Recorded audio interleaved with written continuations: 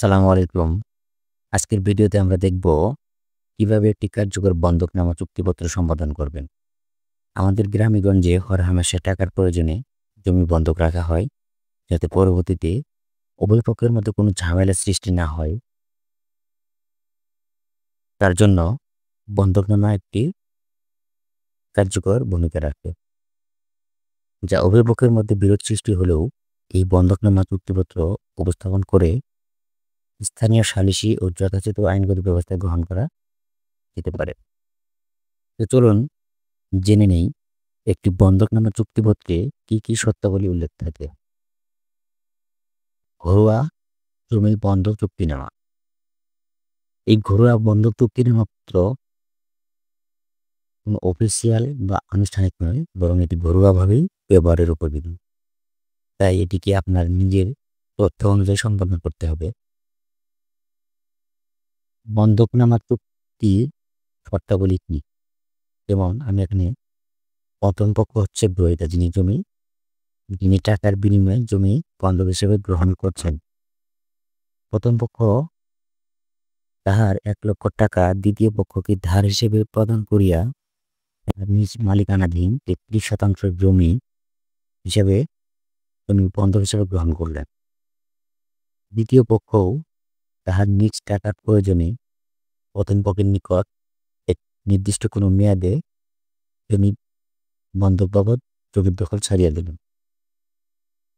বন্ধকনামা পত্রটি দুইটি পক্ষের মধ্যে সম্পাদিত হয়ে থাকে।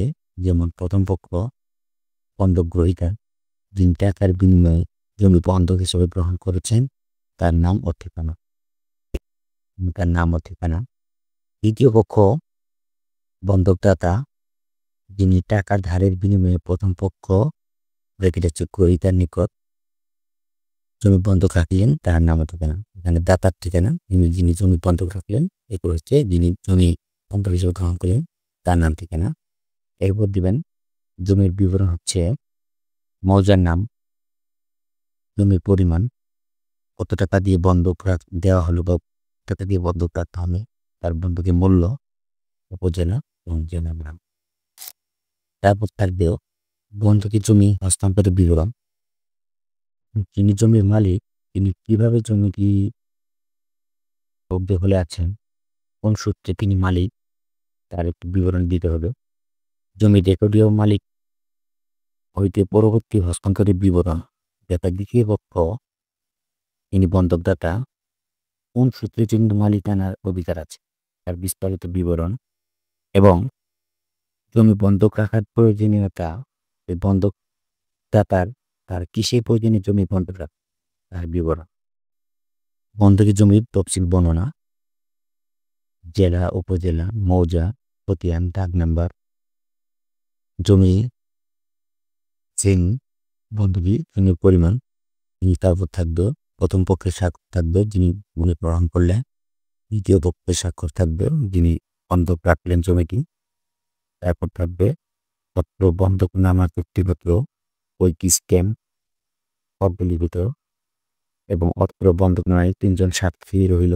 অত্র বন্ধকনামা উভয় পক্ষ পাঠ করিয়া অভিযোগ শুনিয়া উহার মর্ম অবগত হইলাম এবং নিজ নিজ নাম স্বাক্ষর ও টিপসই প্রদান করিলাম। কিন্তু 7 জনের নাম। এটা হচ্ছে একটা বন্ধকনামার শর্তসমূহ, কি কি থাকতে হবে একটি বন্ধকনামা। চলুন এবার দেখে নিই আমরা একটি পরিপূর্ণ বন্ধকনামা।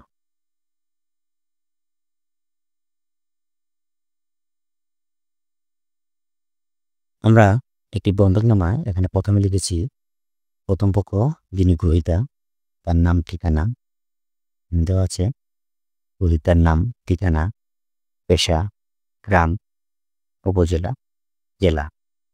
তারপর হচ্ছে বন্ধকনামা চুক্তিপত্র, মৌজা, জমির পরিমাণ, বন্ধকি মূল্য, উপজেলা, জেলা। এবং এখানে আছে দ্বিতীয় পক্ষ বন্ধকদাতা, যিনি জমিতে বন্ধক রাখবেন, তার নাম ও ঠিকানা, তার নাম, পিতার নাম, মাতার নাম, ধর্ম, পেশা, তার ঠিকানা, গ্রাম, উপজেলা, জেলা। এখানে দেখবেন চলমান পাতা 2। পাতা 2 এখানে হচ্ছে তিনি কোন সূত্রে জমিটির মালিক, বন্ধকদাতা, তার দ্বিতীয় পক্ষ, সেটির বিবরণ। এখানে লেখা আছে পরম করুণাময় মহান আল্লাহ পাকের নামে অথবা বন্ধক নামে চুক্তিপত্র লেখা আরম্ভ করিলাম। জেলা জামালপুর, উপজেলা বক্সিগঞ্জ, এলাকাধীন মৌজা দুর্গাপুর মধ্যে নিম্ন তফসিল বর্ণিত BRS এতে নং দাগে 33% জমিতে আমি দ্বিতীয় পক্ষ দাতা পৈতৃক ওয়ারিশ সূত্রে সত্যবান মালিক দখলকার আছি, তাহাই অত্র দলিলে বন্ধকি ভূমি বটে। বর্তমানে আমার সাংসারিক নানাবিধ প্রয়োজনে নগদ টাকার একান্ত দরকারে নিম্ন তফসিল বর্ণিত 33% জমি আপনি প্রথম পক্ষের নিকট বন্ধক রাখার প্রস্তাব করায় আপনি প্রথম পক্ষ তাহা বন্ধক লইতে ইচ্ছুক হওয়ায় উভয় পক্ষের স্বীকার ও সম্মতি ক্রমে নিম্নলিখিত সাক্ষীগণের মোকাবেলায় বন্ধকি মূল্য 2 লক্ষ টাকা গ্রহণ করিয়া উক্ত বন্ধকি ভূমি আপনি প্রথম পক্ষের বরাবরে বন্ধক বাবদ দখল ছাড়িয়া দিলাম। বন্ধকি ভূমিতে অর্জিত ফসল না থাকাকালীন আপনি প্রথম পক্ষের দেওয়া বন্ধকীয় সাকল্য টাকা ফেরত প্রদান করলে বন্ধকি ভূমির দাবি দেওয়া ও সত্য ছাড়িয়া দিতে বাধ্য থাকে। এখানে আপনার একটি নির্দিষ্ট মেয়াদ দিতে পারেন, 2 বছর মেয়াদে বা 3 বছর মেয়াদে। প্রকাশ থাকে যে উক্ত বন্ধকি ভূমি আপনার নিকট বন্ধক থাকাকালীন আমি দ্বিতীয় পক্ষ বা আমার অন্য কোনো ওয়ারিশ কোনো প্রকার দাবি দেওয়া করতে পারিবে না। এমনকি উক্ত ভূমি আপনি প্রথম পক্ষের নিকট বন্ধক থাকাকালীন আমি দ্বিতীয় পক্ষ অন্য কোথাও বিক্রয় বা হস্তান্তর করিতে পারিব না। এতদার্থে স্বেচ্ছায় সজ্ঞানী সুস্থ মস্তিষ্কে অত্র বন্ধকনামা চুক্তিপত্র দলিল লেখাইয়া সম্পাদন করিয়া দিলাম। দিবেন তারিখ, পিটিশন এবং চলমান পাতা 3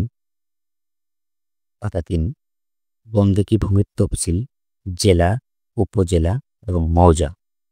এখানে হচ্ছে প্রথমে দিবেন সাবেক যদি থাকে আরোয়ার খতিয়ান দিবেন, BRS খতিয়ান, আরোয়ার দাগ, BRS দাগ, জমির শ্রেণী এবং বন্ধকি জমির পরিমাণ।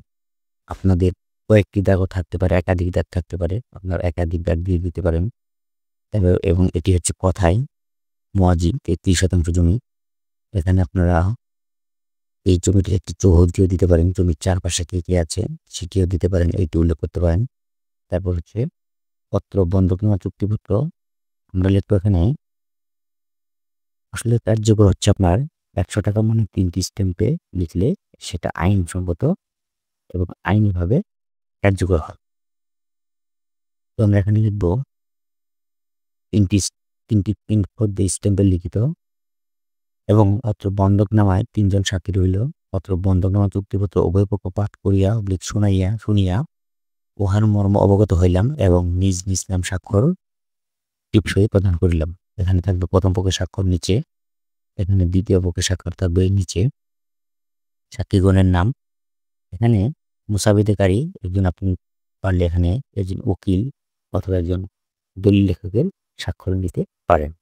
এইভাবে একটি কার্যকর বন্ধকনামা আপনারা সম্পন্ন করবেন। তো এবার জানিয়ে দিচ্ছি বন্ধকনামা লেখার জন্য স্ট্যাম্প পেপারে যে সাইজ বা স্ট্যাম্পে প্রিন্ট করার জন্য এটি আমার অন্য ভিডিওতে আছে, আপনারা দেখে আসতে পারেন। স্ট্যাম্প পেপার পেজ সেটআপ, তাহলে বুঝতে পারবেন। ধন্যবাদ। ভিডিওটি ভালো লাগলে চ্যানেলটি অবশ্যই সাবস্ক্রাইব করবেন এবং একটি লাইক করবেন। লাইক করলে পরবর্তীতে ভিডিও তৈরি করার উৎসাহ বাড়বে। ধন্যবাদ সবাইকে।